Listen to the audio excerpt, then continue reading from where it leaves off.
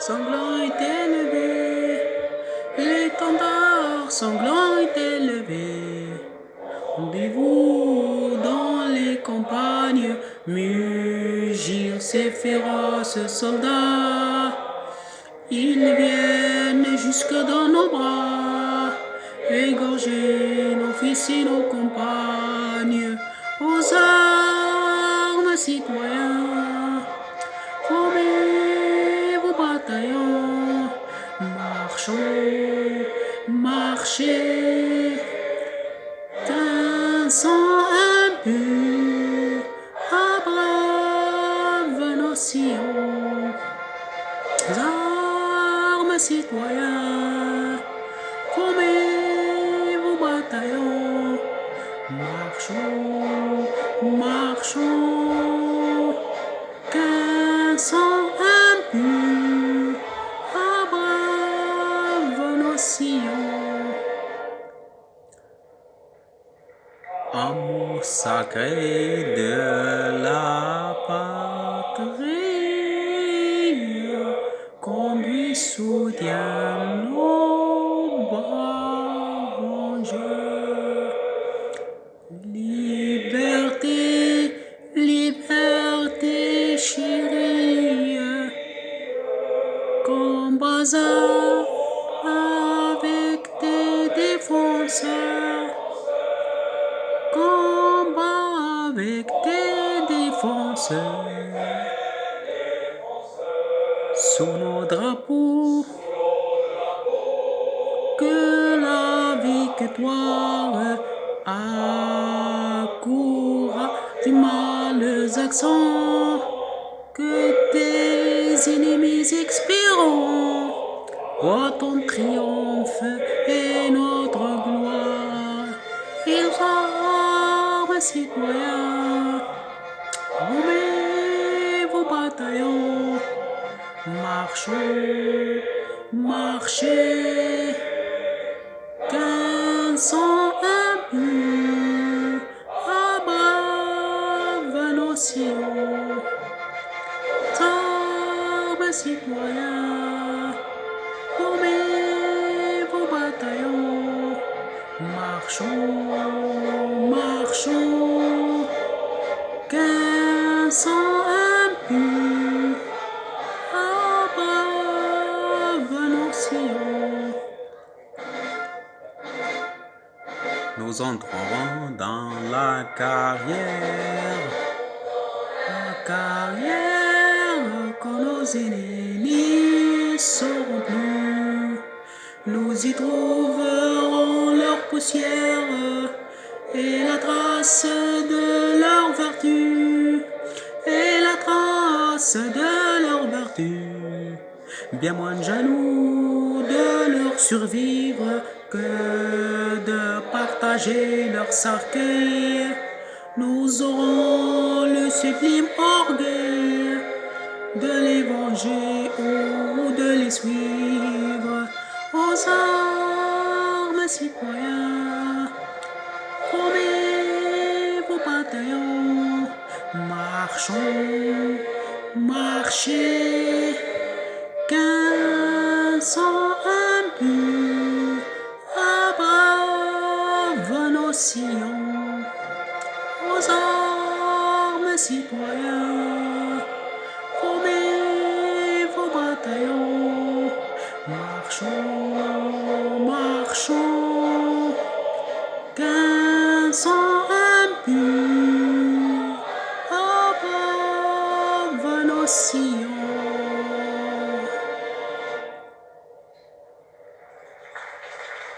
Voilà, Sublime Marseillaise, c'est la version longue de la Marseillaise. Au départ, la Marseillaise avait 15 couplets. Il y en a 6 plus un couplet dit des enfants. C'est le 7e que vous venez d'entendre. D'ailleurs, les 6 premiers composés par Rouget de Lille, l'auteur du 7e couplet, qui reste d'ailleurs inconnu et sous les applaudissements donc, du gouvernement qui s'est levé pour applaudir cette jeunesse. Oui, c'est ça. Il y a quelques mois, le président de la République avait dit, vous savez, c'est pas facile d'avoir 20 ans en 2020. Et bien tous ces jeunes-là, qui ont, certains d'entre eux n'ont pas 20 ans d'ailleurs, certains sont visiblement engagés dans les sapeurs-pompiers, certains déjà engagés dans l'armée ou qui envisagent de le faire, certains dans le service civique, service universel, ils sont quelques quelques-uns, ou peut-être une petite représentation de cette jeunesse de France qui vient de passer 18 mois particulièrement difficiles. On écoute. Merci beaucoup, mon général. Merci. Ce 14 juillet, j'étais heureux que l'ensemble de nos armées puissent ainsi défiler et être honorées par tous. Merci, Monsieur le Président. Merci, mon général. Bravo. Voilà, c'est gros, parce que le général Abad, c'était Christophe Abad, son premier défilé en tant que gouverneur militaire de Paris, qui succède à Bruno Le Ray. Évidemment, il ne fallait pas se rater, compte tenu aussi des incertitudes liées à l'organisation, à l'épidémie de Covid, etc. Oui, puisqu'il n'y en avait pas eu l'année dernière, c'est la première fois depuis 2 ans, et d'une certaine manière, c'est un symbole national, même si on est toujours dans cette crise épidémique, c'est un symbole du retour à quelque chose qui est la fin de la vie. On va écouter le président de la République aller à la rencontre de ces jeunes.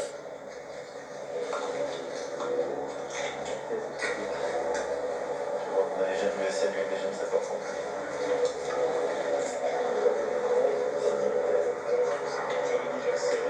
Salut Stéphane. 60e anniversaire. Oui, c'est le Le 60e. service civique et les jeunes cadets pompiers. Voilà. Et le serment de Koufra, donc, Oui. honoré aussi aujourd'hui. C'est bien. Merci beaucoup.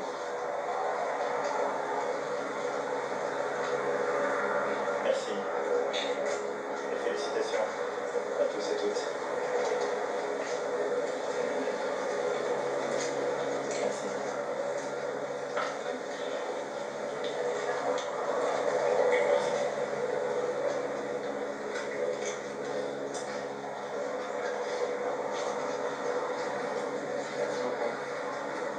Alors, participer à ce 14 juillet. Bonne route à chacune et chacun d'entre vous. Merci beaucoup. Je veux saluer aussi le chef de la musique, je crois. C'est compliqué pour le dernier, parce que lui qui est si friand de l'accolade, si friand de l'échange rapproché, là, il n'a pas le choix. Voilà. Évidemment, compte tenu de l'épidémie, personne n'a de masque sur les Champs-Élysées à ce moment-là. Mais c'est compliqué. C'est pas seulement ça, ces jeunes qui ont dû répéter, à qui on a dit de rester droit, c'est pas le moment où ils vont créer de la collade ou une interruption avec le président. On écoute.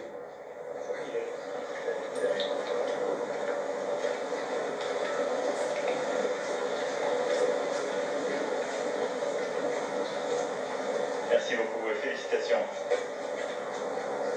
Merci une fois encore. Merci à tous et toutes.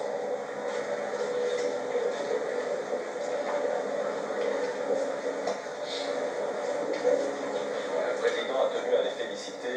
La musique. Oui, important. Je ne sais pas si c'était prévu, mais il me semble qu'il est un peu sorti de ce qui était prévu pour aller saluer le responsable de la musique. Et là, il le fait de la même manière avec, je ne sais pas qui est ce monsieur, est-ce que c'était la personne qui s'occupait de l'orchestration tout à l'heure, mais la personne qui était là sur la droite, et il vient saluer, attendez, qui est en train de... Mon colonel. Qui est le colonel en question, général Pays Français? De la garde républicaine. De la garde d'abord, on l'écoute. De la garde républicaine. Merci infiniment. Merci une fois encore de m'avoir accompagné ainsi et de nous avoir permis ce 14 juillet comme tant d'autres cérémonies en plein. Ça fait combien de temps que vous étiez à la tête de la musique de la garde? Alors, je suis dans ma 12e année, je suis 11 ans. Avant, j'étais à la musique de l'air. Et avant, j'étais à l'armée de terre. Donc, en fait, j'ai fait tous les postes sur la place de la Concorde. Voilà, je me tirais près de Saint-Omer. Voilà. Merci, c'est un honneur. Merci mon colonel. Merci, c'était formidable une fois encore. Et vous savez combien je suis attaché.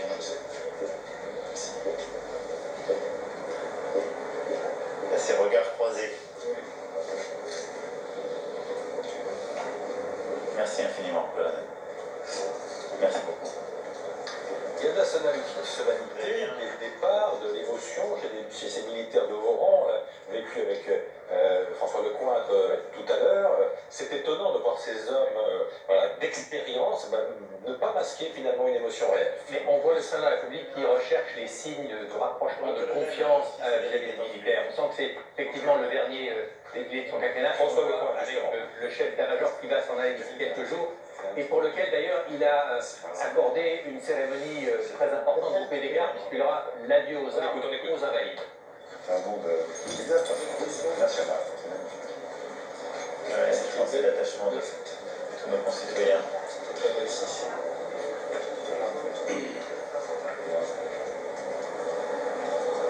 magnifique, c'est un très beau gâteau. Ouais. François En Bertrand. tout cas, on tenait à l'avoir. J'en suis fier.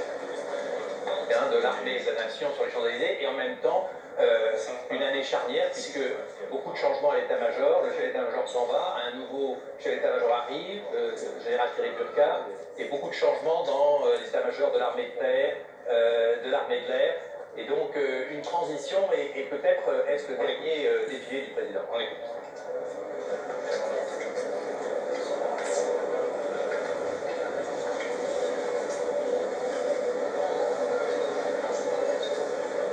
Les familles. On écoute, s'il vous plaît, on va les passer.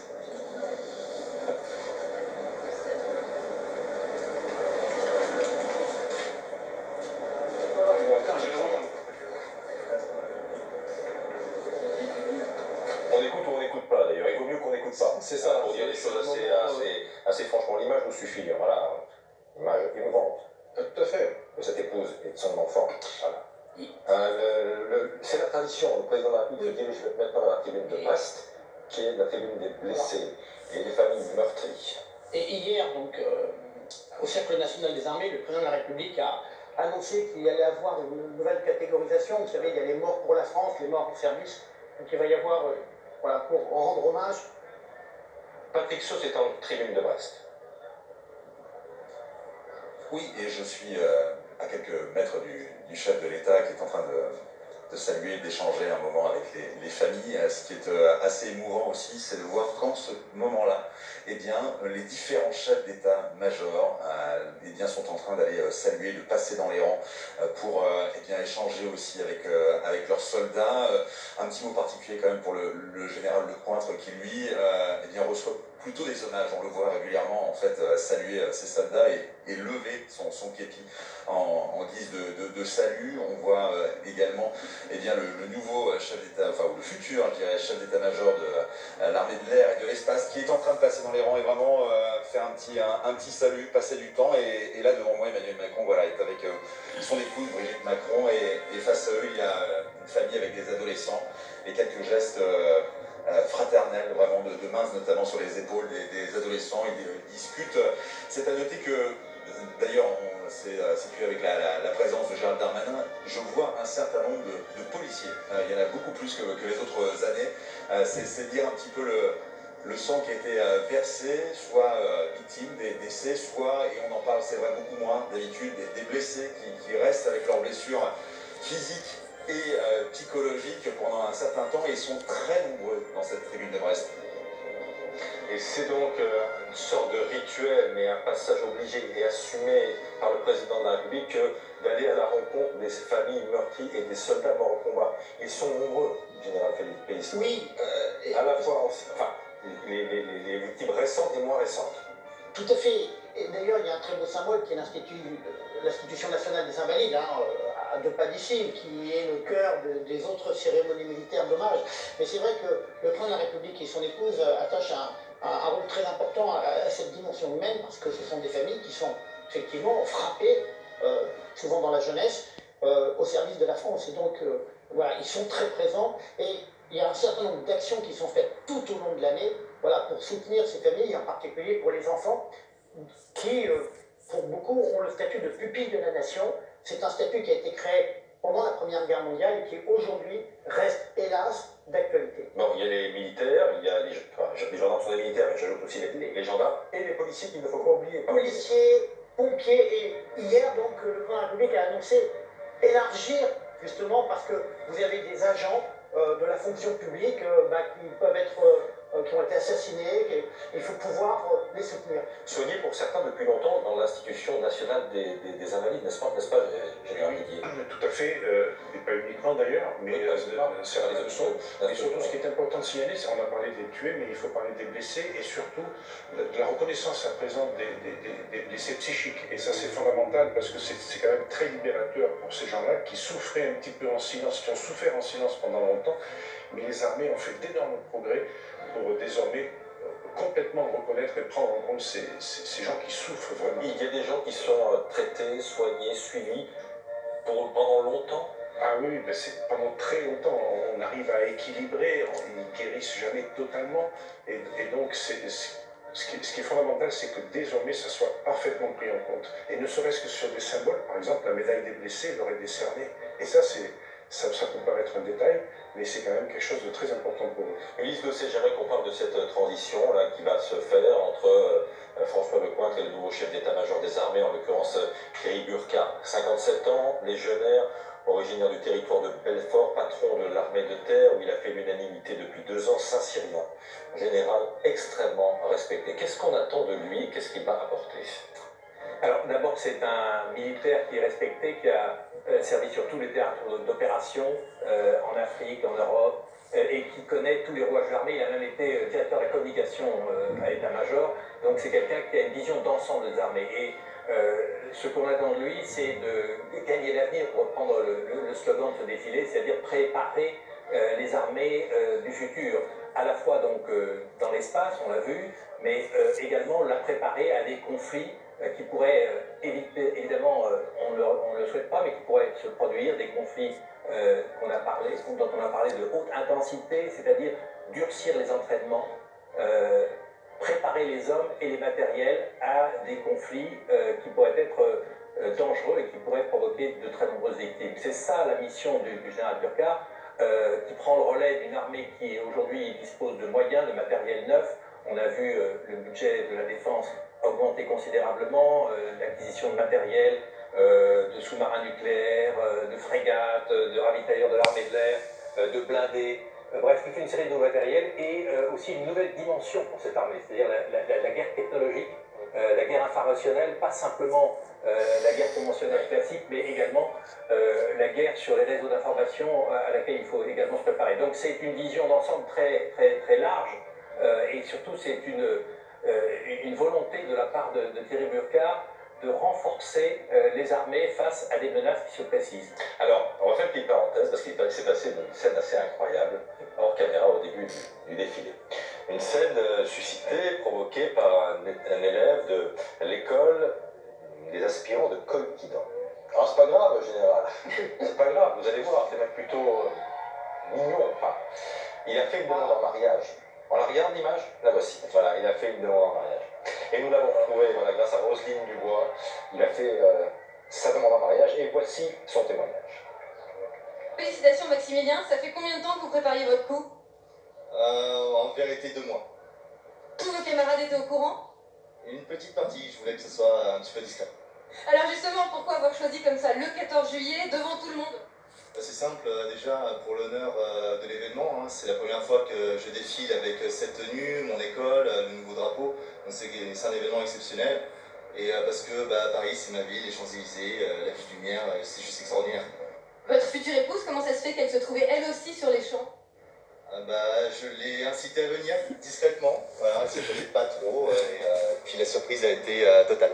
Ah, c'était impressionnant, je ne m'attendais pas du tout, je voulais faire ça discrètement, entre amis, mais au final ça a pris une petite ampleur un peu plus importante. Quand vous dites ça fait 2 mois que vous y pensiez, ça veut dire que vous aviez prévenu votre officier, tout le monde? Alors j'ai fait quelques démarches, oui, je ne vais pas rentrer dans les détails, mais c'est quelque chose qui se prépare un petit peu quand même. Ça a posé aucun problème à l'armée? Les retours sont plutôt bons pour l'instant. Bon, on va voir. Il peut se faire remonter les bretelles ou pas? Gentiment, mais le défilé du 14 juillet, c'est aussi 3 générations de Français qui sont rassemblés, vous voyez. Donc il y a ce jeune, il y a ses parents, on a vu des enfants, et je crois que c'est aussi cette dimension qui est extrêmement importante, c'est-à-dire qu'au-delà des militaires et policiers qui ont défilé, eh bien c'est la nation entière qui défile, parce que ce sont des fils, des époux, des épouses, des parents, et je crois que c'est aussi une dimension essentielle de cette unité nationale. Jérôme, on se connaît depuis longtemps, faites pas de langue de bois. Oui. Ça vous choque un peu là ou pas? Mais non, il perd un verre. Oui, justement, c'est ça ce qui est fabuleux dans cette armée que l'on a vue aujourd'hui, enfin dans ces forces armées, c'est cet engagement, cette passion. Et je crois que ce qui caractérise l'ensemble des jeunes que l'on a vus, je dirais, de François Lecointre, chef d'état-major des armées, jusqu'aux plus jeunes des lycéens, c'est cette passion, et cette passion de la France. Frédéric, Je crois que c'est très attendrissant et qu'aucune femme ne pourrait refuser une telle demande en mariage. Et par ailleurs, pour l'anecdote, je voulais signaler que le général de Gaulle, qui n'était pas encore général, s'est fiancé le jour du 11 novembre. Donc vous voyez, il y a des grandes dates qui portent chance. Il a vécu une longue vie heureuse avec Yvonne, donc c'est bon signe. Un mot? Moi, je vois ça avec... je pense que, comme l'a très bien dit le général Pellistrandi, il ne faut pas oublier que la fête nationale, c'est avant tout une fête. Cela dit, très symboliquement, moi, si j'étais le chef de ce jeune aspirant, j'admirerais le geste, l'audace, parce qu'on a besoin de jeunes qui sont audacieux, qui savent s'adapter aux circonstances. Et je sanctionnerais peut-être symboliquement l'infraction au règlement, parce que la discipline étant une science exacte, voilà, je pense qu'il y a un équilibre à trouver, même dans le message. En tout cas, moi, je suis très heureux pour eux et je leur souhaite d'avoir une vie magnifique tous les deux. C'est très bien qu'ils aient fait ça. Même si on peut s'interroger sur la sécurité, peut-être, voilà. Oui, enfin, c'était avant le défilé. C'est aussi, on a vu que des danses sur les Champs-Élysées, mais au fond, c'est un moment de vie. Et de quoi a-t-on besoin en ce moment, après cette période très particulière que nous avons vécue? C'est justement de vie, d'éclat de vie. Et ça, c'est un éclat de vie. Et oui, qu'il soit sanctionné symboliquement, pourquoi pas. Mais c'est quand même la vie qui émerge. Et c'était un peu aussi l'esprit qu'on a vu traverser ce défilé des Champs-Élysées, le retour d'une forme de vie presque normale. Bravo pour avoir recueilli le témoignage à Roselyne Dubois, mais je suis sûr que ça vous aurait bien plu, vous, une demande en mariage sur les Champs-Élysées. Je vous connais bien aussi. Vous êtes avec des familles. J'adore, c'est tout ce que j'aime. Et vous avez entendu, il voulait être discret, Maximilien, il voulait surtout être discret. Vous êtes avec des familles. Oui, exactement. On est retourné à la Madeleine et là, effectivement, les tribunes sont en train de se vider et on est avec Baptiste, qui était très très content visiblement de ce défilé. J'ai trouvé que c'était génial, surtout dès qu'il y avait les chevaux qui ont défilé et aussi les avions. De voir la patrouille de France en vrai. Et surtout, ce que j'ai aimé, c'était les hélicoptères parce que c'était des gros engins. Le masque, toutes les histoires de Covid, on les oublie dans ces cas-là? Oui. Madame, c'était la sortie familiale. Oui, il en rêvait, on a réussi à lui faire concrétiser son rêve, avoir des places tout proches de la Concorde, il était ravi. Ça te donne des idées pour plus tard? Oui, j'aimerais bien faire, des cours un peu de... je sais pas comment ça s'appelle. D'équitation? Oui. Voilà, Baptiste et tout le public en train de sortir, ça se vide très vite. Hein. C'est beaucoup plus rapide qu'à l'aller où il fallait montrer son passe sanitaire, sa carte d'identité et bien sûr avoir son masque. Alors justement, est-ce que ça a pesé, Roselyne Dubois, la crise Covid? Parce qu'il y avait beaucoup moins de monde hein, cette année. D'habitude, c'est 25 000 personnes, on était à 10 000. Il y a eu forcément des déçus. Ça a ralenti, ça a été bien vécu. Voilà. Comment les Français ont-ils vécu ça? Alors, assez bien pour ceux qui, encore une fois, avaient des invitations pour aller dans les tribunes, mais c'est vrai que c'était très lent. On est arrivé très tôt, et ceux qui, effectivement, étaient là vers 6h30, 7h, avaient bien fait de mettre leur réveil, c'était beaucoup plus simple. On a vu vers 8h, 9h, c'était compliqué, il y avait une file de 300 mètres au moins d'attente, parce qu'il y avait à un moment un double contrôle. Il fallait d'abord montrer sa carte d'identité, son invitation pour accéder encore une fois à ces tribunes réservées, et puis ensuite, il y avait une deuxième barrière, où là, on vérifiait les passes sanitaires, donc si vous étiez vacciné, ou bien si vous aviez bien un test négatif ou une immunité naturelle. Du coup, on a senti à un moment que ça bouchonnait vraiment et les forces de l'ordre d'ailleurs passaient le message. Allez, on accélère un petit peu le mouvement histoire que tout le monde soit en place à l'arrivée du chef de l'État. Je voudrais qu'on poursuive sur le nouveau chef d'état-major des armées, le général Burkhardt. Qu'est-ce qu'il va impulser de neuf, sinon évidemment la haute intensité dont on a beaucoup parlé? Il y a, comme l'a souligné hier soir le président de la République, des enjeux majeurs dans les mois à venir. Alors d'une part, on rentre en campagne électorale, donc il y a aussi des objectifs en termes de défense. Il y a la construction de la défense européenne ou de l'Europe de la défense qui est extrêmement importante, dans lequel la France veut clairement affirmer son rôle de nation cadre. Donc, d'où la démonstration de force en quelque sorte qui a été faite autour de ce défilé, parce que le défilé c'est bien sûr notre fête nationale, mais c'est aussi un message qui est envoyé à d'autres partenaires qui ne sont pas forcément amicaux. Leur dire, la France, elle s'assume comme puissance militaire, comme puissance européenne, on l'a vu avec la force européenne Takuba, Et je crois que le rôle du chef d'état-major des armées, donc du général Burkhardt, va être de poursuivre cette impulsion et engager une nouvelle phase. En plus, on a une nouvelle administration américaine, et donc poursuivre parce qu'il y a des enjeux lourds et un environnement géopolitique extrêmement conflictuel autour de nous. Alors que le président continue donc d'aller à la rencontre des blessés ou des familles évidemment des victimes. Il y a une notion importante dans les nouvelles missions du général Burkhardt, Ulysse, c'est de superviser non seulement la réduction de la présence militaire française au Sahel, mais aussi de travailler sur la manipulation de l'information. Ça, c'est un élément clé et essentiel de la nouvelle doctrine. Mais je reviens quand même un instant sur Barkhane. L'une de ses principales missions, ça va être d'assurer le repositionnement en bon ordre des troupes de Barkhane, c'est-à-dire réduire le dispositif quand même d'ici 2022, passer de 5500 hommes à 2005-3000 hommes, sans incident. Or, vous savez que la fermeture des bases du Nord, c'est dangereux, parce qu'elles peuvent être l'objet d'attaques. Est-ce qu'il peut se passer ce qui se passe en Afghanistan, c'est-à-dire que les talibans reviennent vers les villes? D'où la discrétion actuelle et l'absence d'information sur le moment où ce retrait commencera, parce qu'il faut éviter tous les incidents. Donc, à la fois assurer ce repli en bon ordre, et en même temps s'assurer que la force Takuba continue à marquer des points contre les réseaux djihadistes, et s'assurer aussi de l'européanisation de la présence au Sahel, et surtout de la formation des forces africaines, car c'est là l'enjeu essentiel. À quel moment la France pourra-t-elle se reposer sur les pays africains pour assurer leur propre sécurité? Alors je prolonge ma question, Ulysse. Est-ce qu'il va y avoir un temps de latence qui peut être préjudiciable à la sécurité de l'Europe?